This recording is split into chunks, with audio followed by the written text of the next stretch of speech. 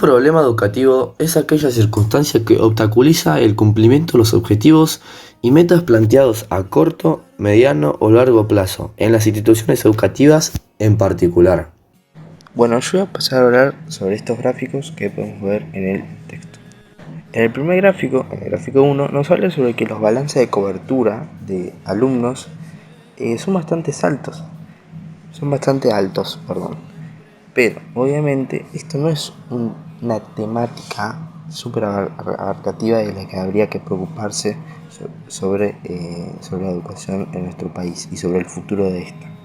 Ya que dentro de la educación de nuestro país ocurren distintos hechos que pueden marcar el progreso de los alumnos. Muchos de estos puede ser el bajo nivel de jornada escolar, muchas veces las dificultades o la misma educación de los profesores hacia los alumnos, que obviamente los profesores pueden tener dificultades sobre esto. Esto se nos ejemplifica, por ejemplo, en el gráfico 2. Bueno, como decía anteriormente, en este gráfico se nos muestra que en el 2013 se hizo una estadística que un 39% de los alumnos argentinos tenían un nivel de desempeño igual o menor a 1.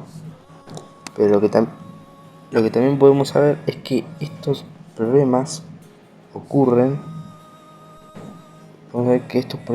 mayoritariamente a nivel secundario, donde hay una muy marcada poca calidad de cobertura y de educación. Por ejemplo, tiene datos muy bajos de graduación y cobertura en los alumnos.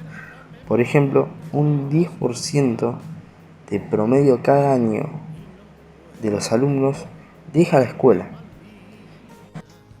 Bueno, yo voy a empezar hablando sobre el gráfico 4 y 5, que muestra cómo en realidad la Argentina se encuentra entre los peores desempeños en las pruebas estandarizadas llamadas PISA, y cómo los estudiantes argentinos entran entre los 8 peores países de toda la muestra.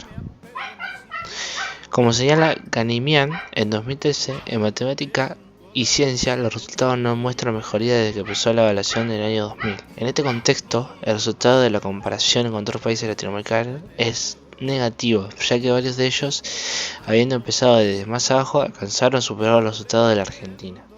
Cerca de 2/3 de los estudiantes argentinos que rindieron las pruebas PISA no alcanzaron los niveles mínimos de aprendizaje en matemática y un 50% no alcanzó el mínimo en lectura y ciencia. Tal es el caso de países como México, Costa Rica, Uruguay o incluso Chile, que logran mejores resultados con una inversión en educación promedio más baja. Un aspecto vinculado con el anterior tiene que ver con la inequidad del sistema educativo. Al observar los números de PISA en 2012, por ejemplo, vemos que el resultado en matemática de los alumnos de nivel socioeconómico bajo se encuentra entre los 4 peores de un total de 65 países participantes, lo que los ubica casi 2 grados escolares por debajo del nivel promedio de niveles socioeconómicos altos, y hasta 3 grados escolares si se lo compara solamente con los estudiantes de clase alta de la ciudad de Buenos Aires. Todo el resto de los países de la región, con excepción de Perú, también muestran valores más elevados, de casi 2% en Costa Rica, Brasil y Uruguay, para mencionar a los más bajos.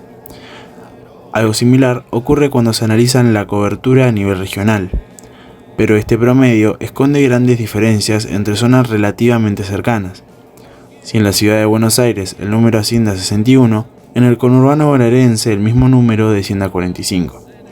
Un análisis un poco más detallado agrega que el 30% de los alumnos del último año del secundario en el conurbano bonaerense tienen sobreedad, lo que significa que, en el mejor de los casos, no más de 35 de los 100 alumnos que ingresan cada año al secundario logran terminarlo en tiempo y forma.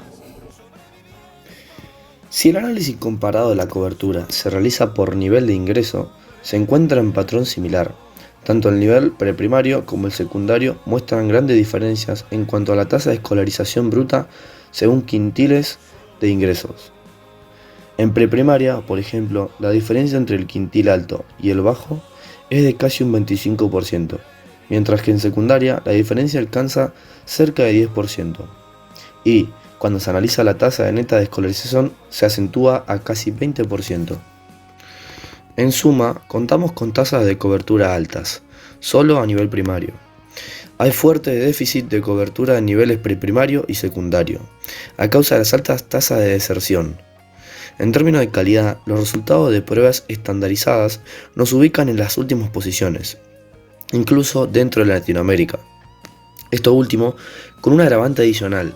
Tanto la calidad como la cobertura muestran altos niveles de desigualdad, tanto en términos regionales como socioeconómicos. Y bueno, para terminar, quería agradecerles a mis compañeros Juan Bautista Mendoza, Santiago Saucedo, Santiago Codigoni, por haberme dejado ser parte de este gran proyecto que tuvimos juntos.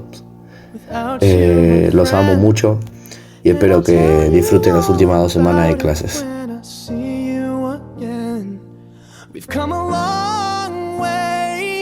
¡Carlitos!